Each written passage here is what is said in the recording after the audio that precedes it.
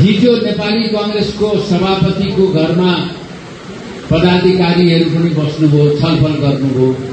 मलाई त के लागेको थियो भने त्यो छलफलमा यो विषय उठ्ला, प्रधानमन्त्रीजीले के बोलेको भनेर यो विषय उठ्ला भन्ने लागेको थियो। तर दुर्भाग्य यो विषय उठेन।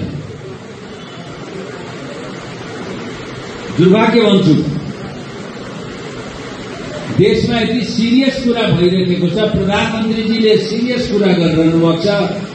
नेपाली कांग्रेसको पदाधिकारीहरूको बैठक हुन्छ, पूर्व पदाधिकारीहरूको बैठक हुन्छ, अनि उहाँहरू यो विषयमा छलफल गर्नुहुन्छ। छलफल के गर्नुहुन्छ भने मेरो विषयमा छलफल गर्नु। योभन्दा हास्यास्पद कुरा के हुन सक्छ?